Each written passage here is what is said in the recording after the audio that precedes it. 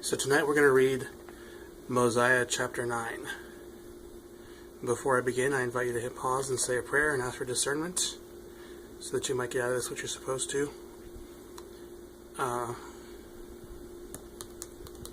Don't forget to take notes. If anything jumps out at you, you have a question, or I don't know, something just seems familiar to you or you want to revisit it later.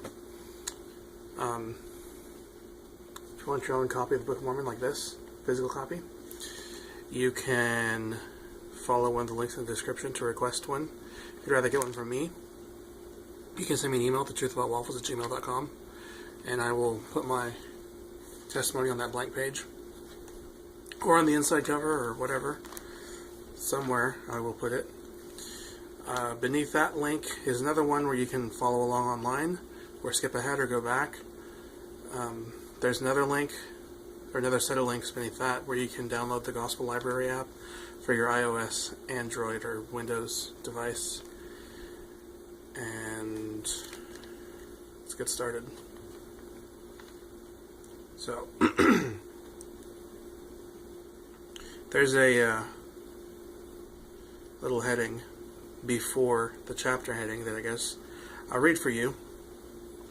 It says, the record of Zenith, an account of his people, from the time they left the land of Zarahemla until the time they were delivered out of the hands of the Lamanites. Alright, so chapter 9. I, Zenith, having been taught in all the language of the Nephites, and having had a knowledge of the land of Nephi, or the land of our fathers' first inheritance, and having been sent as a spy among the Lamanites, that I might spy out their forces, that our army might come upon them and destroy them. But when I saw that which was good among them, I was desirous that they should not be destroyed. Therefore I contended with my brethren in the wilderness, for I would that our ruler should make a treaty with them. But he, being an austere and a bloodthirsty man, I hope I said that right. Pretty sure I did. But I was rescued by the shedding of much blood. For father fought against father, and brother against brother, until the greater number of our army was destroyed in the wilderness. And we returned, those of us that were spared, to the land of Zarahemla, to relate that tale to their wives and their children. And yet I, being overzealous to inherit the land of our fathers, collected as many as were desirous to go up to possess the land, and started again on our journey into the wilderness to go up to the land. But we were smitten with famine and sore afflictions, for we were slow to remember the Lord our God. Nevertheless, after many days wandering in the wilderness, we pitched our tents in the place where our brethren were slain, which was near the land of our fathers.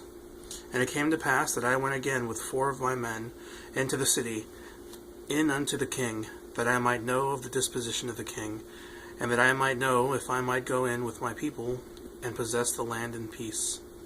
And I went in unto the king, and he covenanted with me that I might possess the land of Lehi Nephi, and the land of Shilom, I think that's how it's pronounced. And he also commanded that his people should depart out of the land, and I and my people went into the land, that we might possess it. And we began to build buildings, and to repair the walls of the city, yea, even the walls of the city of Lehi Nephi, and the city of Shalom.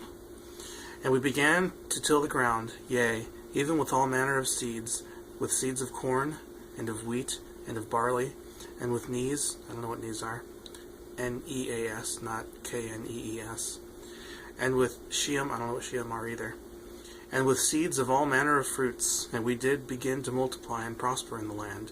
Now, it was the cunning and the craftiness of King Laman to bring my people into bondage, that he yielded up in the land that we might possess it. Therefore it came to pass that after we had dwelt in the land for the space of 12 years, that King Laman began to grow uneasy, lest by any means my people should wax strong in the land, and that they could not overpower them, and bring them into bondage. Now, they were a lazy and an idolatrous people. Therefore they were desirous to bring us into bondage, that they might glut themselves with the labors of our hands, yea, that they might feast themselves upon the flocks of our fields. Therefore it came to pass that King Laman began to stir up his people, that they should contend with my people. Therefore there began to be wars and contentions in the land. For in the 13th year of my reign, in the land of Nephi, away on the south of the land of Shalom, when my people were watering and feeding their flocks and tilling their lands, a numerous host of Lamanites came upon them and began to slay them, and to take off their flocks, and the corn of their fields. Yea, and it came to pass that they fled, and all were not overtaken, even into the city of Nephi, and did call upon me for protection. And it came to pass that I did arm them with bows, and with arrows, with swords, and with scimitars, and with clubs, and with slings, and with all manner of weapons, which we could invent. And I and my people did go forth against the Lamanites to battle. Yea, in the strength of the Lord did we go forth to battle against the Lamanites. For I and my people did cry mightily to the Lord, that he would deliver us out of the hands of our enemies. For we were awakened to a remembrance of the deliverance of our fathers. And God did hear our cries, and did answer our prayers, and we did go forth in his might. Yea, we did go forth against the Lamanites, and in one day and a night we did stay 3,043. We did slay them even until... Oh, that's a slay. We did slay, not stay. That wouldn't make any sense.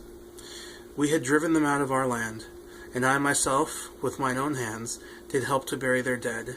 And behold, to our great sorrow and lamentation, 279 of our brethren were slain. Alright, so that's it. Thanks for watching, and come back next week. Alright, later.